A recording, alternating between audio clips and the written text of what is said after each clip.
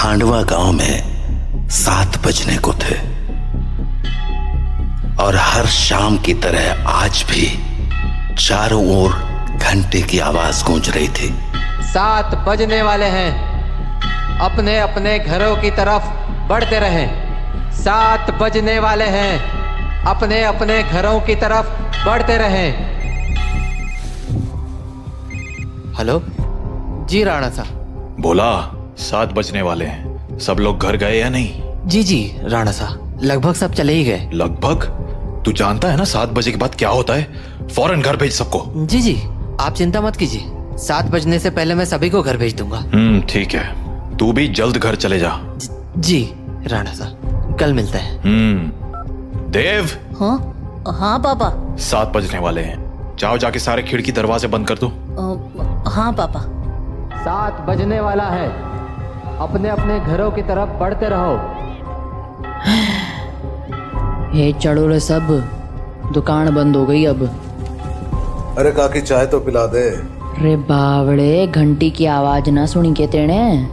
7 बजन को है, जल्दी से घर निकल वरना। अरे बुढ़िया तू बहुत सोचती है, ये सब बस फालतू की बातें हैं, इतना दिमाग मत लगाया कर। बब्बन बेटे, थारे से बहस करने का समय ना है हमारे पास। बेहतर होगा कि 7 बजने से पहले तू अपने घर पहुंच जा, क्योंकि अगर रास्ते में वो मिल गए ना तो दोबारा यहाँ मत आइयो, क्योंकि मैं दरवाजा ना खोलूंगी, समझ गया? जा यहाँ से अब। हाँ जाता हूँ। हाँ बोलो राणा सा। काकी सब लोग घर चले गए ना? हाँ सब चले गए। ठीक है, आप भी याद से खिड़की दरवाजे बंद कर लेना। रोज फोन करके यही बोले है तू।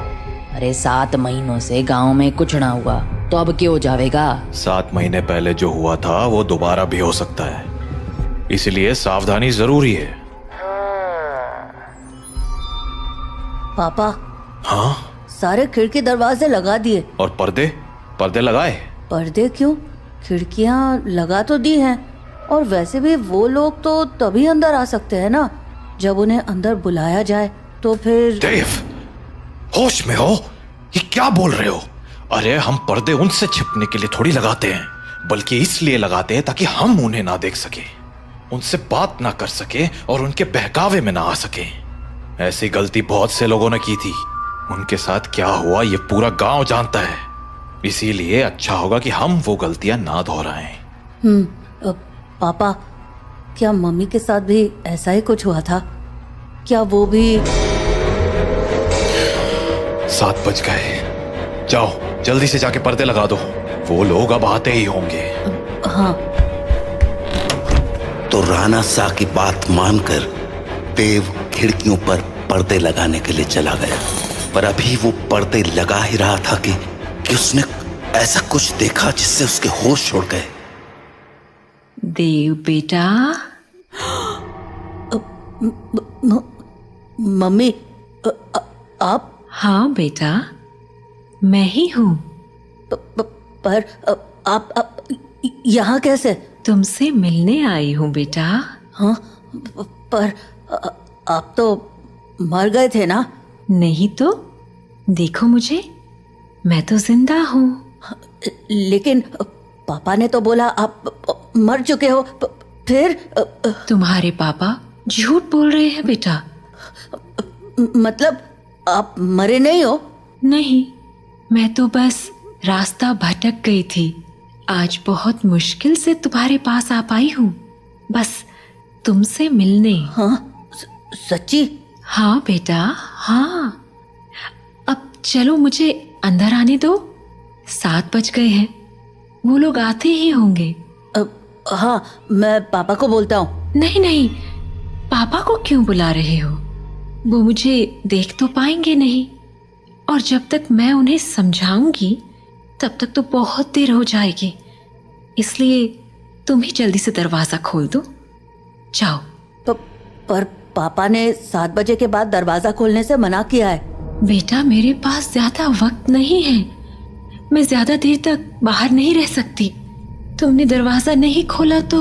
नहीं, मैं खोलता हूँ। थैंक यू बेटा। तो देव अपने घर के दरवाजे पर पहुंचा और दरवाजा खोल दिया। पर जब सामने कोई नहीं देखा तो उसने अपनी मम्मी को आवाजें लगानी शुरू की। मम्मी, मम्मी, अरे मम्मी कहाँ गई? मम्मी कहाँ हो? जल्दी आओ ना। देव, पापा, तुमने दरवाजा क्यों खोला है? देव बेटा, मम्मी। देव मम्मी को अपनी ओर आते देख ही रहा था कि तभी राणा शाह ने एकदम से लाइट्स बंद कर दी और लाइट के अचानक बंद होते ही देव पीछे पलटा तो उसके सामने अंधेरे में राणा शाह खड़े थे, जो देव को चुप रहने का इशारा कर रहे थे। देव बेटा, अरे कहाँ चले गए तुम? देखो मैं आ गई। मम्मी से नहीं मिलोगे? देव, देव। नंदिनी देव को आवाज लगा रही थी पर वो वहां था ही नहीं, क्योंकि राणा शाह ने उसे बगल वाले कमरे में छिपाकर दरवाजा बंद कर दिया था। पापा बाहर मम्मी थी और देव शांत हो जाओ, मैंने कहा था ना तुम्हारी मम्मी मर चुकी है। पर पापा उन्होंने बोला वो जिंदा है और देव बेटा, तुम अंदर हो ना? दरवाजा नहीं खोलोगे? तुम्हारी मम्मी आ गई। दरवाजा खोलो बेटा। पापा। श्श, कोई आवाज मत करो। लेकिन पापा, मुझे मम्मी से मिलना है। तुम्हें अगर सच में लगता है कि वो तुम्हारी मम्मी है तो उनसे कल सुबह मिल लेना, ठीक है? पर अभी के लिए शांत हो जाओ। राणा साह, ओ राणा साह, अरे मिलने दो ना मुझे देव से। कब तक झूठ बोलोगे उससे कि मैं मर चुकी हूं? राणा साह, आप सुन रहे हो ना? पापा। बेटा बिल्कुल भी ध्यान मत दो और आंख बंद करके सो जाओ। पर पापा, मम्मी ये क्या बोल रही हैं? शांत रहो देव, कल सुबह मैं तुम्हें सब समझा दूंगा, पर अभी के लिए चुपचाप आंखें बंद करो और सो जाओ। तो देव अपने पापा के कंधे पर सर रखकर सो गया और जब सुबह हुई तो राणा शाह देव को आवाज लगाते हुए बोले, देव उठ जाओ, सुबह हो गई है। हाँ, सुबह हो गई तो मम्मी से मिल सकते हैं ना अब? आओ मेरे साथ, तुम्हें तुम्हारी मम्मी से मिलाता हूं। लेकिन जैसे ही दोनों कमरे के बाहर आए वहां कोई नहीं था। हाँ, मम्मी कहाँ गई? मैंने कहा था ना कि वो तुम्हारी मम्मी नहीं थी। पापा, वो मम्मी जैसे ही बात कर रही थी। बेटा मैंने समझाया था ना तुम्हें, पर्दे लगाने के पीछे की सबसे बड़ी वजह यही है कि हम उन्हें देख ना पाए, उनकी बातों में ना आ पाए, जैसे कल तुम आ गए। पर वो बोल रही थी कि वो मरी नहीं है, जिंदा है। अगर वो मर गई है तो यहाँ कैसे आ गई? एक काम करो, मेरे साथ आओ। हाँ, कहाँ पापा? बस चलो मेरे साथ, तुम्हें कुछ दिखाना है। तो उसके बाद वो दोनों गांव के लगभग बाहर चले आए और वहां पहुंचते ही देव बोला, पापा हम लोग यहाँ क्यों चले आए? बताता हूं, पर पहले आस पास देखकर ये बताओ कि यहाँ क्या दिख रहा है तुम्हें? यहाँ तो कुछ भी नहीं है। आसपास बहुत सारे पेड़ हैं, सामने गांव से बाहर जाने का रास्ता है और पास में बब्बन भैया का घर है। तुम्हें कहीं पर कोई बस दिख रही है क्या? हाँ, वो उस तरफ एक पुरानी सी बस है। क्यों? बेटा ये वही जगह है जहां तुम्हारी मम्मी की मौत हुई थी। हाँ, उस दिन हमें शहर से लौटने में देरी हो गई थी और गांव पहुंचते पहुंचते सुबह के 4 बज गए। सूरज निकलने में थोड़ा वक्त था तो गांव के सभी घरों की खिड़की दरवाजे बंद ही थे, इसीलिए सुबह होने तक हमारे पास झाड़ियों में छिपे रहने के अलावा कोई चारा नहीं था। हम लोग एक झाड़ के पीछे छिपे ही थे कि मैंने तुम्हारी मम्मी की एक आवाज सुनी। नंदिनी, क्या हुआ? राणा साहब, उन्होंने हमें देख लिया है, हमें कहीं और जाना पड़ेगा। हाँ, पर कहाँ? आसपास कोई घर है? घर तो है, पर मुझे नहीं लगता कि अभी कोई दरवाजा खोलेगा। तो अब क्या करें? वहाँ एक पुरानी सी बस है, हम उसमें जाकर छिप सकते हैं। हाँ ठीक है, चलो तो हम दोनों फटाफट उस बस के पास पहुंच गए। पर फिर क्या हुआ? मैं तो बस के अंदर चला गया, पर तुम्हारी मम्मी मेरे पीछे नहीं आ पाई, क्योंकि वो बाहर खड़े होकर किसी से बात करने लगी। क्या हुआ बेटा, क्यों रो रहे हो? आंटी, मुझे बहुत डर लग रहा है। मैं बाहर छूट गई हूँ। मेरा घर बहुत दूर है। अरे बेटा रो मत, एक काम करो, मेरे पास आओ, हम लोग इस बस में छिप जाएंगे, फिर वो लोग हमें नहीं ढूंढ पाएंगे। सच में आंटी? कोई नहीं ढूंढ पाएगा? हाँ हाँ पक्का, कोई नहीं ढूंढ पाएगा, आ जाओ। Thank you aunty. पर मैंने तो आपको ढूंढ लिया। हाँ?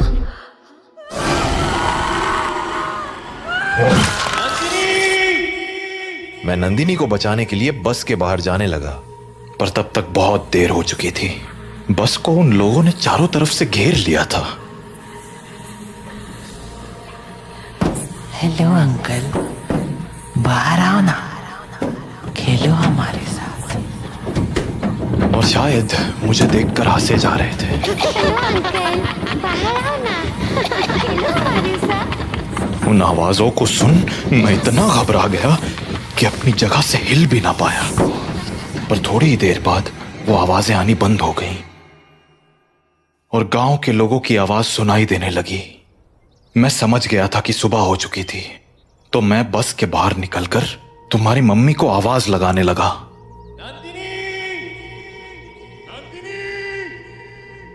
पर वहां अब कोई नहीं था। मैं कई दिनों तक उसके लौटने का इंतजार करता रहा, पर वो नहीं लौटी। फिर जब गांव वालों ने मुझे बताया कि रात 7 बजे के बाद उन बाशिंदों के साथ नंदिनी भी शिकार पर आती है, तो मुझे इस गांव का एक गहरा राज समझ आया। क्या राज?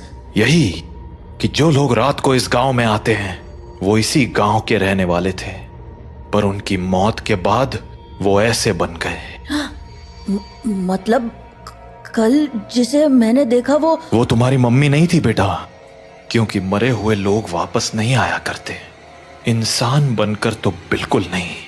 अपने पापा से बात करने के बाद देव के मन में बहुत सारी बातें चल रही थी और वो उन्हीं ख्यालों में खोया हुआ काकी की दुकान में बैठा हुआ था कि तभी हर तरफ से घंटे की आवाजें आना शुरू हो गईं। 7 बजने वाला है, अपने अपने घरों की तरफ बढ़ते रहो। चलो चलो, घंटा बज गया, निकलो अपने अपने घरों को। अरे बुढ़िया, तू फिर शुरू हो गई।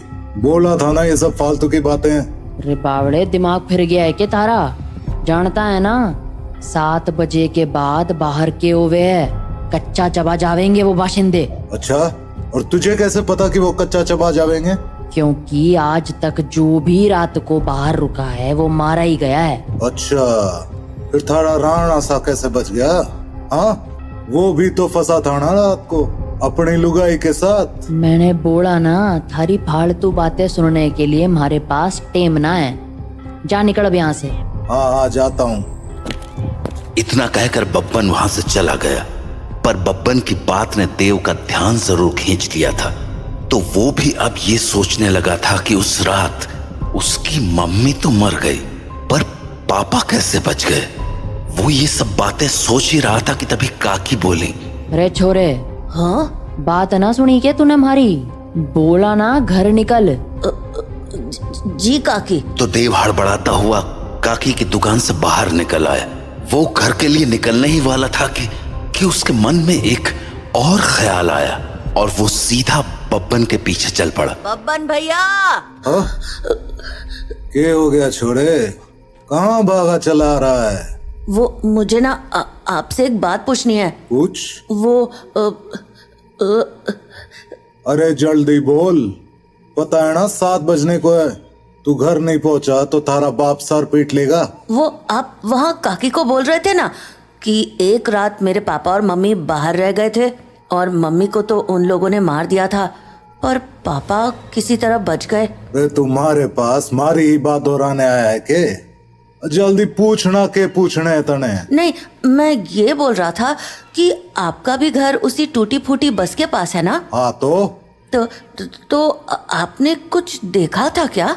कमाल है, बाप अंधा कानून और बेटा सरलॉक। हाँ, देखा था, सब देखा था, कैसे उन बाशिंदों ने थारी माँ को नोच खाया था। खाना तो वो थारे बाप को भी चाहते थे, और थारा बाप साला बस में छिपा बैठा था, और वो लोग न जाने क्यों अंदर ना जा पा रहे थे। वो सारे लोग सूरज निकलने तक बस को घेरे खड़े थे। कोई बस को पीट रहा था तो कोई चीख रहा था, पर अंदर कोई ना जा पा रहा था। पर वो लोग घुस क्यों नहीं पा रहे थे? क्योंकि 7 बज गए, बातचीत का टाइम खत्म। अब चल हमारे साथ। नहीं, मैं घर जाता हूँ। रे बावले, अब घर जाने का मौका खत्म हो गया। आधे रास्ते में ही कोई ना कोई नोच खावेगा तुझे। चल अब हमारे साथ। तो बब्बन देव को लेकर अपने घर चला गया। वहीं राणा सा अपने घर में परेशान हुए जा रहे थे। ये देव कहाँ रह गया? अब तक घर क्यों नहीं आया? काकी को पूछता हूं। हेलो काकी। हाँ राणा सा, मारे को लग ही रहा था कि थारा फोन आवेगा। सब लोग जा चुके हैं और दरवाजे खिड़कियां भी लगा ली हैं मैंने, इसलिए चिंता मत। काकी, देव है क्या वहाँ? हाँ देव, वो तो कब का निकल गया यहाँ से। देव घर नहीं लौटा है क्या? तुम एक काम करो सा, बाकी लोगों को फोन करके पूछ ले, क्या पता देव किसी के यहाँ रुक गया हो। ठीक है। जहाँ राणा सा देव को हर जगह ढूंढे जा रहे थे, वहीं देव बब्बन के साथ उसके घर चला आया था। तो अभी वो दोनों साथ में बैठे ही थे कि देव को बाहर से एक जानी पहचानी आवाज सुनाई पड़ी।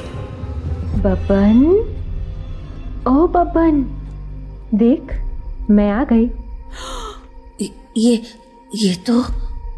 ये तो मेरी मम्मी की आवाज है। सही पहचाना छोड़े, तारी मम्मी ही है बाहर। अब एक काम कर, यहीं रुक और यहाँ से तमाशा देख। तो बब्बन खिड़की के पास गया और पर्दे हटा दिए। हाँ छोरी, बुला रही थी ना मने, ले देख मैं आ गया। कितना इंतजार कराता है तू। इंतजार? अरे अभी तो आई तू। मैं तो रोज ही आती हूँ, तू मुझसे कभी मिलता ही नहीं। अरे थारे से तो रोज बात करूं हूं मैं। हाँ, पर मिलने का मतलब बस बात करना थोड़ी होता है, करीब भी तो आना होता है ना। अच्छा, मारे करीब आना साथा ने। और नहीं तो क्या, खोल ना दरवाजा। कमाल है छोरी, तू भी अपने राणा सा को इतनी जल्दी भूल गई। जो राणा सा देखेंगे नहीं, वो उन्हें पता कैसे चलेगा। कमाल है तू भी। वैसे थारे बेटे का क्या, वो तो देख सके है ना। ओफो बब्बन, तू भी ये क्या बातें करने लगा। हम दोनों के बीच में किसी दूसरे का क्या काम। जाना, दरवाजा खोल देना, मुझे तेरे से अच्छे से मिलना है। अच्छा चल ठीक है, खोल ही देता हूँ दरवाजा अब। तो बब्बन दरवाजा खोलने जा ही रहा था कि देव बोला, बब्बन भैया दरवाजा मत खोलना, वो मेरी मम्मी नहीं है। अरे यो बात तो मने भी पता है, यो थारी माँ तो अब बिल्कुल ना रही। अरे बब्बन भैया, मैं सच कह रहा हूँ, वो इंसान नहीं है। वो इंसान है या नहीं, ये तुझे अभी पता चल जाएगा, तू बस देखता जा। तो इतना कहकर बब्बन ने दरवाजा खोल दिया और सामने खड़ी नंदिनी से बोला, हाँ छोरी, मिलना था ना तने मारे से, आजा अंदर आजा। बब्बन की बात सुनकर देव के तो होश ही उड़ गए, पर तभी कुछ अजीब हुआ।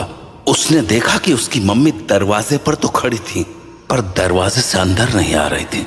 क्या हो गया, रुक क्यों गई, आजा अंदर। नंदिनी कुछ देर तो वैसे ही खड़ी रही, पर फिर बोली, तू बाहर क्यों नहीं आ जाता बब्बन, मैं तुमसे यहीं मिल लूंगी। अरे अभी तो अंदर बुलाने को कह रही थी, अब बाहर बुला रही। देख छोरी, आना तो तुझे ही पड़ेगा, अब सोच ले। तू भी ना बब्बन, कितना इंतजार कराएगा, आ जाना बाहर।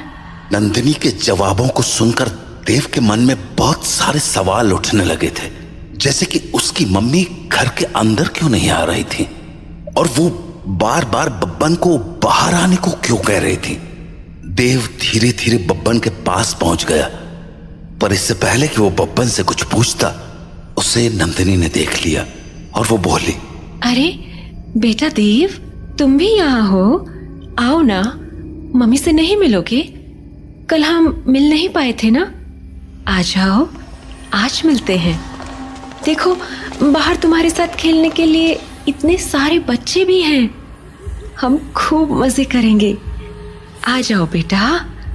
नंदिनी और उसके साथ उन बच्चों की टोली को देखकर देव को डर तो बहुत लगा, पर उसने नंदिनी की बातों पर ध्यान न देते हुए बब्बन से पूछा, बब्बन भैया, दरवाजा तो खुला है और आपने मम्मी को अंदर आने को भी बोल दिया है, फिर वो अंदर क्यों नहीं आ रही हैं? और ये बच्चे भी बाहर ही खड़े हैं, क्यों?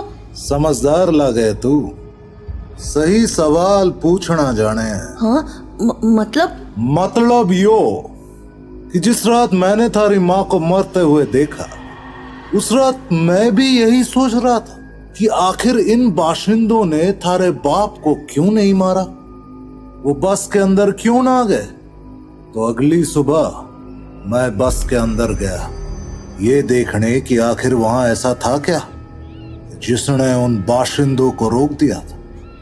पहले तो मुझे कुछ समझ नहीं आया, पर फिर मुझे जवाब मिल गया। क्या जवाब? वो देख। हाँ? यो है रुद्राक्ष की माला। यही वो चीज थी जिसने थारे बाप की जान बचाई थी। बस के अंदर यही लटकी हुई थी।